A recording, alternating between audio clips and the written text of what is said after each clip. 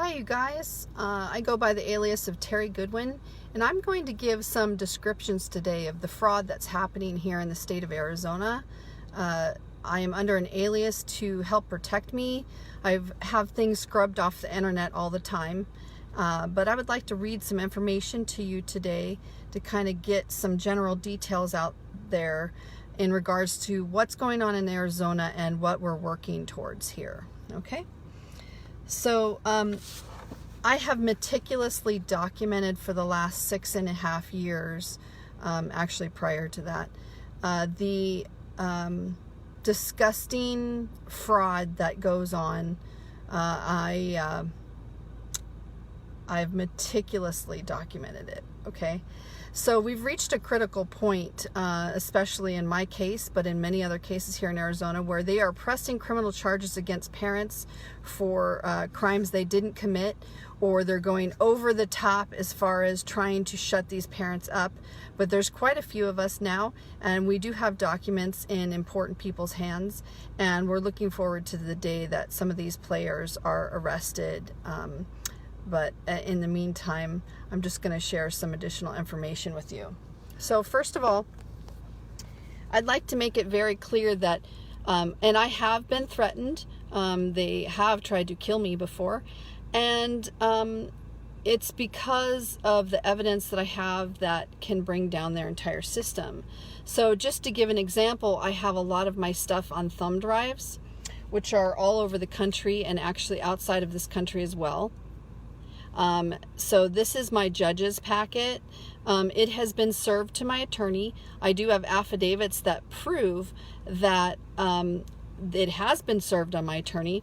And just recently, the attorney that I had for over a year, the public defender, was removed from my case, and a new player was put in there. And part of what I'm going to share with you today, I'm actually going to read part of his email, and the pressure that I'm getting on my end when they have the documents and the proof, yet they still are trying to threaten me, try to make me take a plea, want to put me in jail for 144 years. Now, I really want you to understand that my case sets case precedent in the United States, meaning if I lose, all the other parents out there that come behind me are screwed. It is absolutely vital that I win, but it's not only vital for my personal self that I win, or my family, it's vital for the United States, for the parents that are in the United States. Now, I'm going to read a little bit about this, and maybe you'll understand a little bit more about my case. This is an opening letter. So it's opening letter, Melissa Deagle's report on Arizona's CAPTA and Medicare billing fraud. In an effort to show transparency of the multiple companies violating rules and laws through government contracts, financially encouraging them to human traffic children, Melissa has obtained approximately 40,000 documents and 100 audio recordings. These offer a direct inside look into the criminalities of CPS, their contracting partners, and the American judicial system over the last 6.5 years. These profiteering organizations destroy the best interests of children and families and have allowed CPS in itself to become a national criminal organization. See Trump's executive order. So I have a lot of Trump's executive orders in my packets that show the fraud that they're committing with the documents that I have, plus the executive orders, show that they truly have overstepped their bounds, and they are, some of them are committing treason. It is racketeering, which is organized crime. It is 100% provable in my case, and I look forward to the day that those players are prosecuted. I've meticulously documented those players' names and have documentation to back it all up. And as I've said, they are in the hands of very important people. Melissa's information empowers the federal government to be able to revoke federal funding to Arizona's Department of Child Safety because of their federal funding and billing fraud. Okay, I'm not going to read all of it, but I'm going to read pieces of it. Okay? Melissa Deagle is the mother of 3 children, 2 of whom were taken by the Department of Child Safety in Arizona in 2014. Melissa has a certificate in early childhood education, has been a child and family advocate for over 20 years, and ran a successful, well-respected preschool in Goodyear, Arizona. Melissa also obtained her health, life, and annuities license in 2017 in order to better understand the healthcare industry and fraud. It is her fiduciary responsibility to report Medicare fraud, which I have reported. Okay. In February of 2014, Melissa's daughters, Child 1 and Child 2, had multiple diagnoses and medical issues that were being billed and treated for by multiple specialists. Child 1 and Child 2's diagnosis letters right before they are taken and are included in the packages. So we have very clear documentation that shows why my children were removed and what they were being treated for. Okay. In March of 2014, Ms. Deagle fired the primary gastroenterologist from Phoenix Children's Hospital, I'm leaving names out, by the way, over her concerns for her daughter's health and safety because of his medical malpractice, neglect, and intent to harm. She then filed a complaint with Arizona's Health and Human Services. Okay, so that was March 2014. On April 2nd of 2014, the doctor retaliated and filed a report through the social services of Phoenix Children's Hospital to CPS. The girls were then removed, but the older brother was left in the home. Okay, so that's kind of a little overview of my case. Now,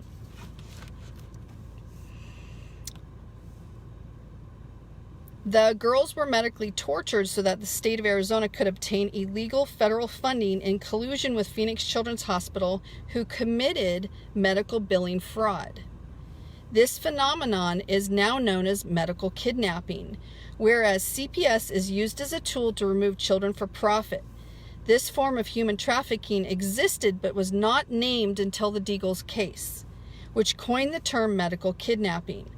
Since then, thousands of families have come forward, with the majority of all of them being accused by hospitals and CPS of wanting unnecessary medical procedures for their special needs children, and are said to have factitious disorder, also known as Munchhausen by proxy.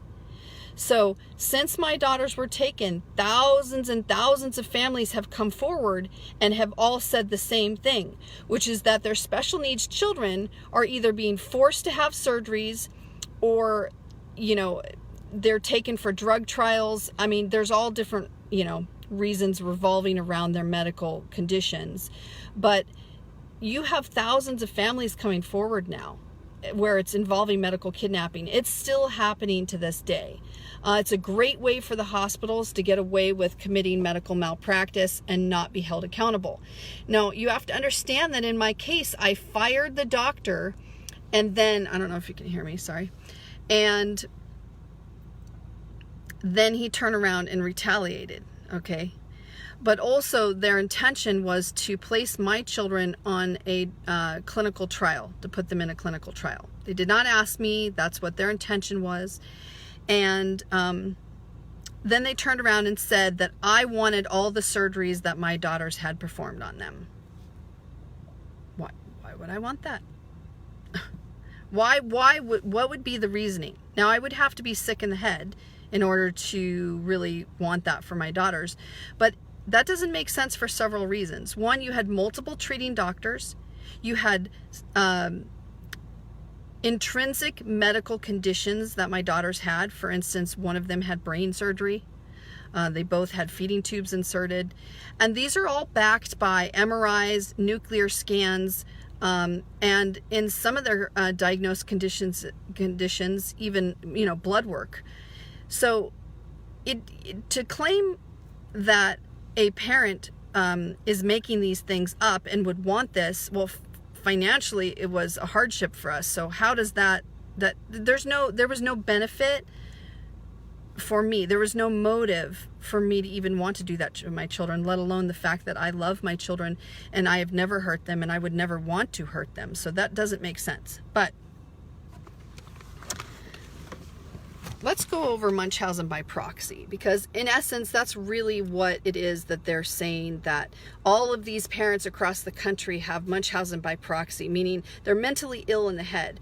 Now, I do want to clarify that I have had 3 psychological evaluations. I have no mental health illness, and the suppression of my normal psychological exams has been a huge problem in this case.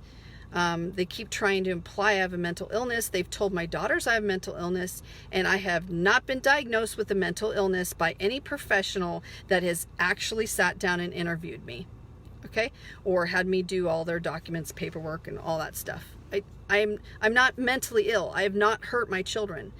But let's go over Munchausen by proxy for the sake of the people that maybe don't understand Munchausen by proxy, okay?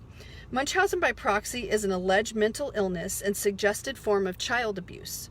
The caretaker of a child is accused of making up symptoms to gain attention for themselves. This loophole allows doctors to get out of medical malpractice lawsuits.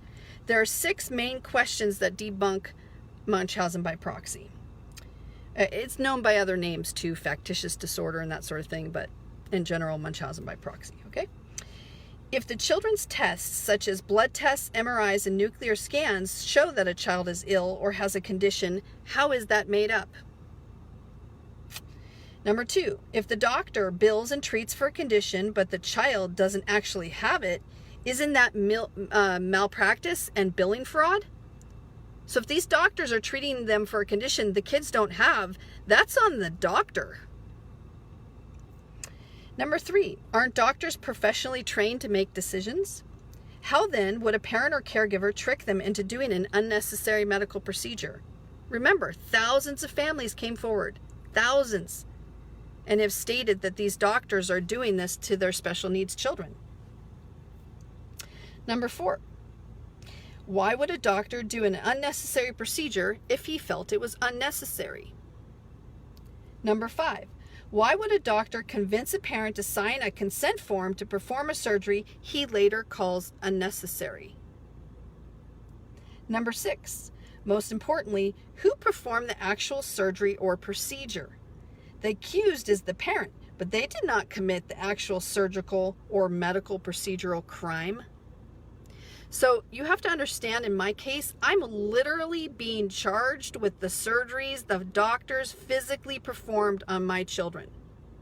And their claim is that I'm mentally ill and I somehow convinced a brain surgeon to do brain surgery on my daughters, a gastroenterologist to perform surgery on the stomachs. But you have to understand, all of the stuff that I have is in my possession, is documented, meaning these doctors' communications back and forth don't say in there, Mom convinced us to do this.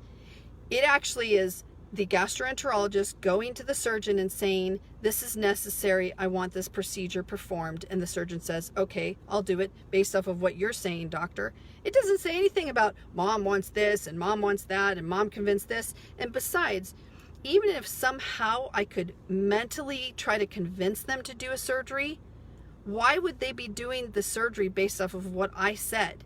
We have MRIs, we have nuclear scans, we have blood work. This is why they did these surgeries, because they allegedly needed them and recommended that the surgeries be done based off of what was in front of them as far as, the nuclear scans and stuff like that, okay? All right.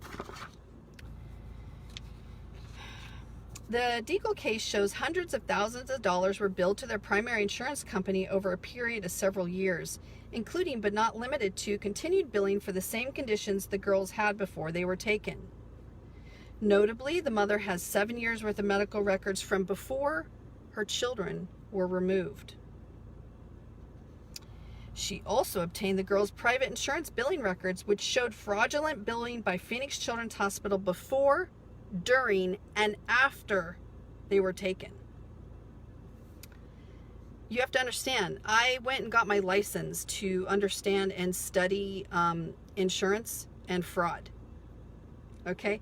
So I do know what I'm talking about. I was licensed in this area, and I do understand very well the fraud that is committed, the medical billing fraud. So in order to obtain the indictment, they stated the girls had no medical conditions. No medical conditions, especially when they were removed from my care. But the billing records, that's not what the billing records show. So either the hospital continued to bill and committed medical billing fraud, or the girls actually had those conditions and the state of Arizona was lying. Which one is it? All the above. Okay. The records show that the parents' insurance continued to be billed for 19 months after they were taken into the state's care, as well as Phoenix Children's Hospital bilking Medicare. So bilking Medicare means basically they kept billing for things over and over and over again, and taking every single cent they could get from every single source. So the girls had private insurance company. Private insurance company is supposed to be billed first, and then secondary is the state. And in the girls' case, there was like 4 different ways that they were billing in order to continue to bring money into Phoenix Children's Hospital on behalf of my girls and their medical conditions. But again, in order to obtain the indictment, they stated they had absolutely no medical conditions once they were removed from my care. Then why did you perform multiple surgeries? Why did you bill for all of those things? So, okay, the Child Abuse Prevention and Treatment Act, CAPTA, is the key federal legislation addressing child abuse and neglect. CAPTA was originally enacted in 1974 and was most recently amended on January 7, 2019. Under CAPTA, federal funding rules and contracts signed by the governors of each state are important laws and rules that must be followed in order to receive federal funding. If a judge assigns a CASA, which is a court-appointed special advocate, they become a party to the case, giving them full power to file into the case themselves. The CASA is a court-appointed special advocate, an unpaid volunteer who is specifically and specially trained to act in the best interest of the children in order to make sure their voices are heard and their needs are being met. In the Deagle case, the CASA notified all parties, including the judges involved, over her concerns of child one's forced starvation in the state's care, the withholding of her feeding tube supplies, and stated the girls were in imminent danger. Okay, this is a state witness that came forward in my case and said, in the state's care, the girls are in imminent danger. Okay, this particular witness, the CASA, has been suppressed in every single part of my case and completely refutes the indictment in order to arrest me. Again, the indictment states the girls had no medical conditions once they were removed from my care, but the billing records show they continued to treat my daughter for the same conditions before they were removed. And in addition, a state witness came forward and stated the girls are in imminent danger in the state's care. Instead of the state prosecutors and the judge being concerned for the girl's safety, Judge so-and-so ordered the mother to hand over the names, addresses, phone numbers, and email addresses of everyone she'd ever talked to about her case under the threat of arrest. So I was physically threatened to be jailed in writing if I did not comply and tell them everybody I'd ever told about my case so they could go take their children. And I said, no. Melissa refused out of fear for all the families and the reminder that the Gestapo did exactly that in Germany during Hitler's reign. Notably, the CASA was actually subpoenaed and present in the courtroom on the very day that the judge on the very day that the judge's court order threat was generated. The judge, whom at the time was at the top presiding judge in all dependency cases, denied the CASA the right to testify. Okay, so you have a main key witness in my case, who was subpoenaed and physically present in the courtroom to testify, and under federal funding has the full right to be there, the full authority, due to the government's, the governor signs a contract with the government to say, I will adhere to your rules in order to receive federal funding. And part of that contract includes the CASA's power to literally be witness in the case. So the judge, Judge Colleen McNally, literally would not let the CASA testify, which I wouldn't even be here today had that CASA testify, because the CASA would have testified the girls were in imminent danger in the state's care, and the state caused a near fatality in one of my daughters. Okay?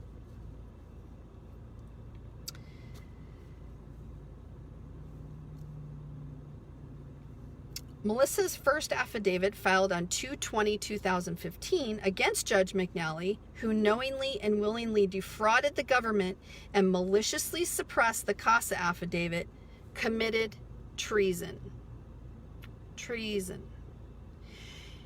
Judges take an oath of office to follow the Constitution, and she denied me not only my civil rights, but it was at the threat of my child who was in imminent danger, and also went against and committed federal funding fraud in order to continue their agenda of medical kidnapping. The affidavit shows that child 1 was medically tortured in the state's care, covered in bruises, developed malnutrition, a vitamin deficiency, and lost more than 14 pounds as a child. Also, the CASA had recorded the girls speaking about their painful abuse as wards of the state, but the state prosecutors threatened the CASA and forced her to destroy the audio evidence in front of them. Okay? That is just a small piece of my case. And the documentation, as I said, is very meticulous. These documents have been given to my attorneys, and they continue to push their agenda of crushing me to cover their criminal organization. Now, I want to make it clear, I personally took this to the Court of Appeals and the Supreme Court in Arizona 3 times. I ended up with a letter of innocence, meaning, hey, Miss Deagle, you're absolved of all accusations, but you're not getting your child back. You're not getting your children back. Then the state of Arizona came and hunted me down when I moved to another state, claiming I'd run away when I have a letter of innocence. Do you understand?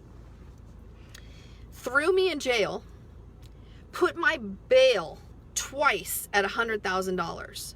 So people have raised over a lot of money, but just one of the bails alone was over $100,000 to get me out of jail. I'm out on bail, and I'm literally waiting for my trial, which they keep pushing out, which won't happen till next year now.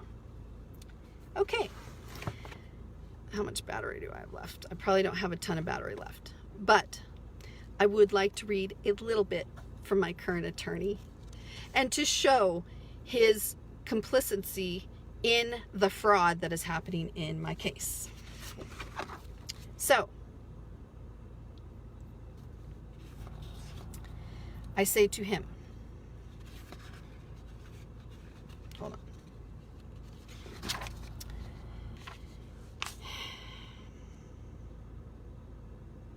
I am officially declining the plea of the state of that the state of Arizona has offered me. I have documented this case meticulously over 6.5 years and have put together very comprehensive reports in order to document the fraud, help my counsel properly defend me, seek a redress of grievances, and prepare for the future release of a movie and our book, as well as to document criminal behavior so that people may be arrested for treason and racketeering, etc. I am of sound mind and feel confident I will win despite the excessive fraud and the suppression and destruction of evidentiary evidence in my case. As I've stated, very important people are watching this case, and by me seeking a redress of grievances, you can be assured that there are many agencies and people in power that have the documents in their hands. Documents that not only prove I am innocent, but show treason and racketeering amongst other things. In addition, my spiritual faith is very important to me, and I am confident in Christ there will be victory. Okay. I wrote a lot more than that, but because of battery time, I'm just going to switch now to some of what he says to me. If you understood my evidence packets, you would be like, okay, his response is insane, okay? Okay. I'm sorry to hear that it keeps freezing. All right. Miss Deagle. Based on what I've read thus far, the documents that you provided do nothing to help your case. They are at best a crude compilation of tangential documents with accompanying paragraphs of hyperbole and unsubstantiated conspiracy theories. Now, you have to understand, these are court orders showing fraud. This is their documentation showing fraud, and he's saying it's hyperbole and conspiracy theories. There's nothing in these documents that even suggests fraud, let alone substantiates it. Also, please look up the definitions of treason and racketeering, as I believe you are misusing those words. I assure you, my attorney, I am not misusing those words. And I assure you, my attorney, that indeed, the documentation I have is powerful enough to have people arrested for treason and racketeering in the state of Arizona. Do you hear me? Do you hear me?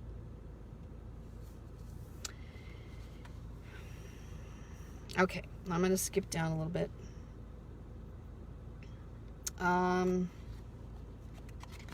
Let's see here. Still from the attorney.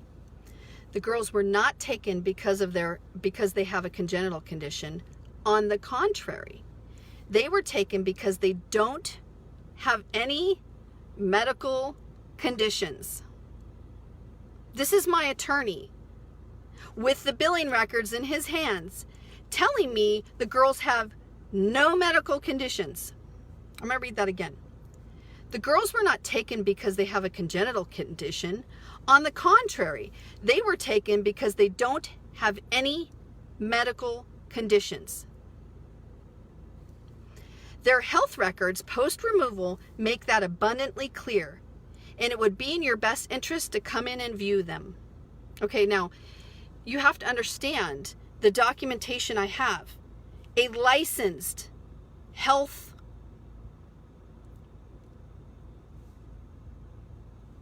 person understanding billing fraud has presented evidence to my attorney and to multiple people to show that there's billing fraud involved. It's also been reported. And he's telling me the girls were taken because they don't have any medical conditions. Does that make any sense to you? Does that match the billing records? Does that match the CASA who's going to get up on the stand and testify? Does that match the hundreds of thousands of dollars that were literally billed by Phoenix Children's Hospital to treat my daughters? Does that make sense that a brain surgeon would do brain surgery when the girls have no medical conditions, according to my attorney? Do you understand the insanity and the retardedness of what is happening in my case, and how far they're willing to go to commit fraud, including putting an attorney on my case who literally threatens me and tries to intimidate me and coerce me to sign a plea deal? Okay, hold on. If, this is him still, if you are insisting on rejecting any plea offer that the state makes, and you are intent on going to trial, then I need you to be competent to assist us in your defense. Up to this point, you have not demonstrated any such abilities. Let me make this clear. Normal psychological evaluation, and just recently, I saw 2 additional psychologists forced by the courts in the state of Arizona who found me completely and totally mentally competent. But my attorney is sitting here saying that I am incompetent and cannot help assist him in the defense of my case. But he's sitting there with documents that prove that not only am I sane and competent, even by multiple psychologists that have found that, but the documents show there's billing fraud going on in the case, and that there's multiple witnesses willing to come forward and testify to that, and that they fraudulently obtained the indictment in my case. And this attorney is sitting here telling me that I'm not competent.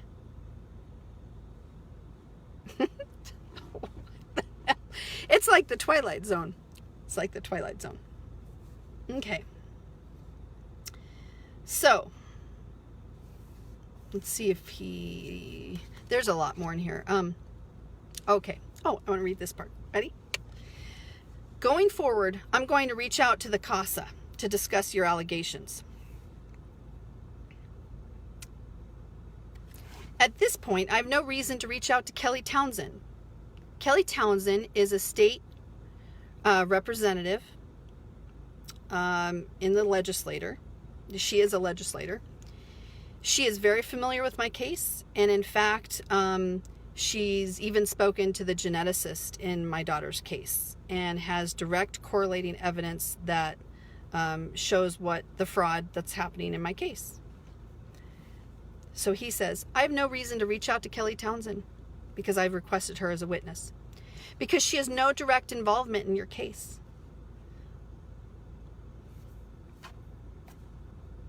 So what do people do? Okay? What do people do when there's so much fraud going on and racketeering in the states through Child Protective Services? I mean, you have to understand, I am not stupid. I am a very intelligent woman. I have been found competent. I've put together these evidence packets. I'm licensed in the specialty area of billing fraud. That information has been given to my appointed public defender, and he's sitting there saying, not only am I incompetent, but that my documents are hyperbole, and that he's not going to call my witnesses. So, I do believe that I am going to win. I do believe that. I have faith in God, and I believe that He has had a very distinct mission this whole time. For my daughters and my case. And I hope that in the end, many people are arrested and crushed for what they have done to the Arizona families.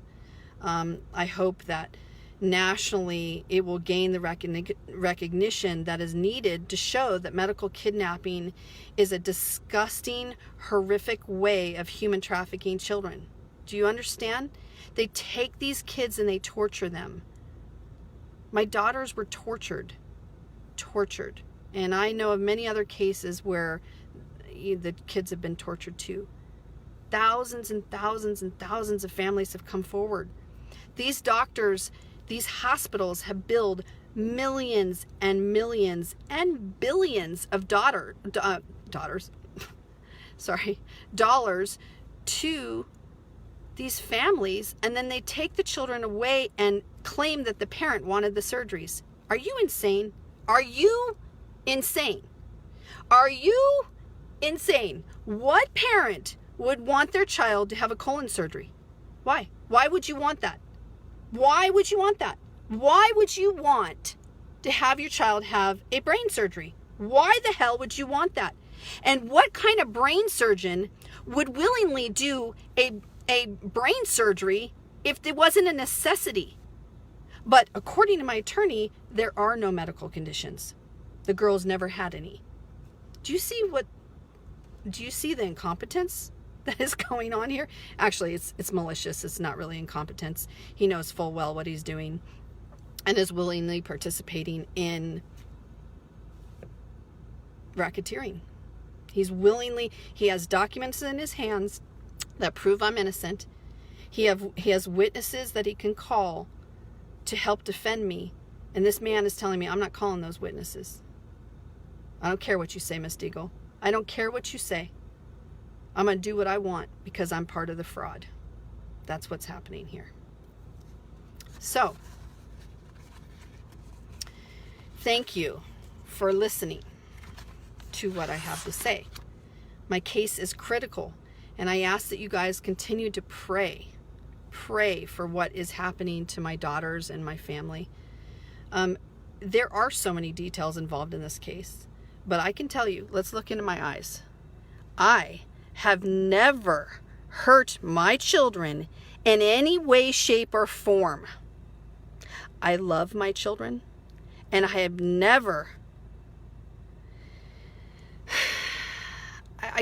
I have never hurt them. This is retarded. This is retarded. And because I am exposing the fraud that is happening in the state of Arizona, these people want me dead. They want me dead. But even if I died tomorrow, this documentation will help to bring them down. And I look forward to that day. Do you understand? Even if it's at the sacrifice of myself, it was worth it to stop them from hurting our children.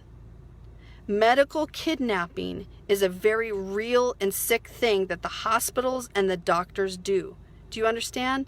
Very bad things to these children and families.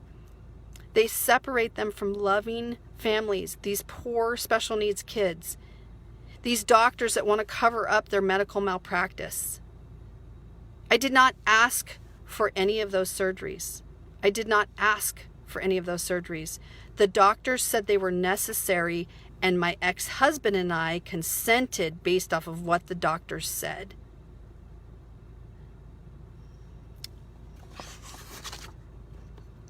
I do have direct documentation as well from the doctors, signed and dated by them, stating that some of these surgeries were completely necessary. That also immediately refutes these charges against me. So, we're going to see what happens in the future. In the end, God wins. No matter what happens on this earth, God wins. This is the truth. This is the truth. I am very much a truth speaker. This is the truth. I have the documentation to prove it. I'm not just pulling this out of the air. I can prove everything I'm saying. But you have these evil people in the way, like my current attorney, who seeks to destroy me and crush me. The truth will win out. The truth will win out. God has a plan. I do declare victory in Jesus' name. Okay, guys. I'm just going to read some of the comments real quick. You know what? I think there's a reason why I don't have an attorney at this point, because it's allowed me to put all this documentation together, and I really believe that that's part of what God's plan is. Had I had an attorney, I would have just maybe been depending on the attorney, but because I've meticulously been documenting the fraud for the 6.5 years, that's really benefit, because now it's in the right hands of the right people. So I believe there's a reason why, God has not provided a good attorney at this point yet. So it doesn't do any good to keep replacing the attorney. It just doesn't. I mean, at this point, they took the other guy off, and now this guy's on, and if they're part of the racketeering, it doesn't matter how many attorneys I have, okay? And besides, there's multiple ways to win, okay? If they're going to be stupid enough to take it to trial, then a lot of stuff is going to come out. And even if I lost in trial with all the documentation I have, they're going to come in and arrest them, because they're just showing the fraud they're committing, period. So, yeah, apparently my attorney has he's either not read it or maliciously is participating in the racketeering.